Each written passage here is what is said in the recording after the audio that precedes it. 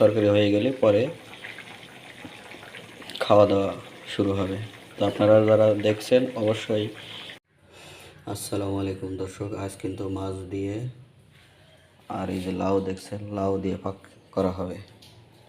তো আপনারা ভিডিওটি দেখতে থাকেন কীভাবে লাউ দিয়ে মাছ দিয়ে পাক করি। আমি কিন্তু এখন এই লাউ ছুলে নিচ্ছি। লাউ ছোলা হয়ে গেলে লাউটা সুন্দর করে দিয়ে নেব।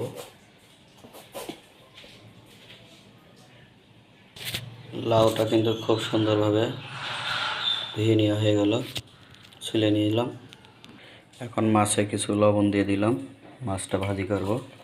একটু হলুদ দিলাম, দিয়ে মাছটা ভালো করে মাখিয়ে নেব।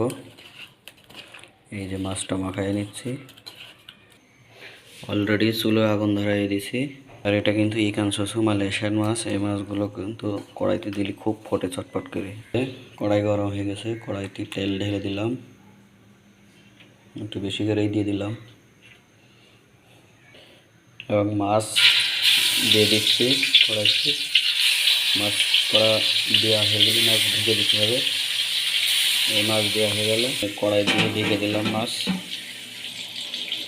লাউ কেটে নিচ্ছে এখন, দেখছেন লাউ কাটছে।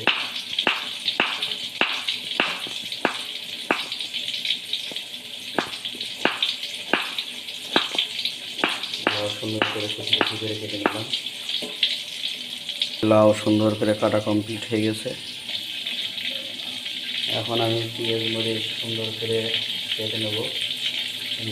পেঁয়াজ মরিচ রসুন এখন এগুলো সুন্দর করে দিয়ে কেটে নেব। পেঁয়াজ সুন্দর করে কেটে নিচ্ছি। পেঁয়াজ কাটা শেষ, দেখছেন। পেঁয়াজ এখন আমি ভালো করে সুন্দর করে কুটিয়ে নিচ্ছি।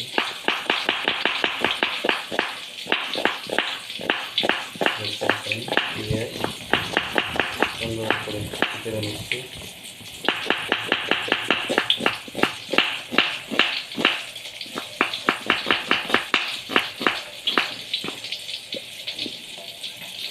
মরিচগুলো সুন্দর করে কেটে নিচ্ছি। মরিচগুলো সুন্দর করে কাটা প্রায় শেষ। পেঁয়াজ মরিচ সুন্দর করে কাটা কমপ্লিট আমার। এখন মাছ ভাজি করা শেষ হয়ে গেছে। এখন উঠচুলো থেকে নামিয়ে নিচ্ছি। মাছ ভাজা কমপ্লিট।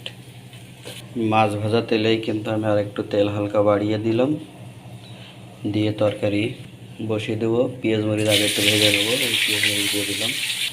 এখন একটু জিরের গুঁড়ো দিয়ে দিলাম পরিমাণ মতন।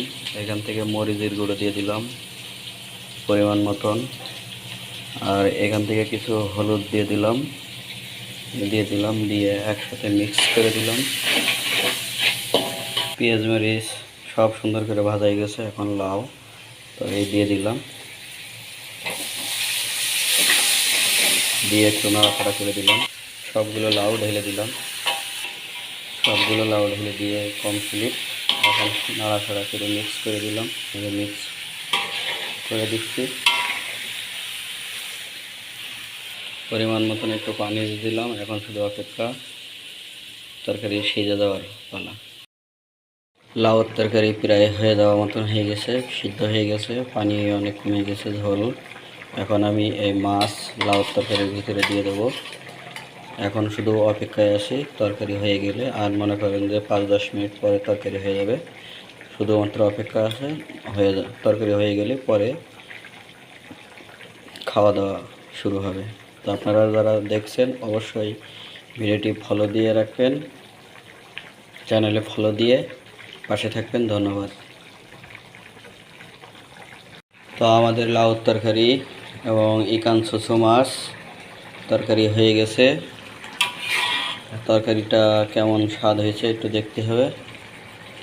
যে এখানে রাখলাম ঝোল, একটু চেক করছি।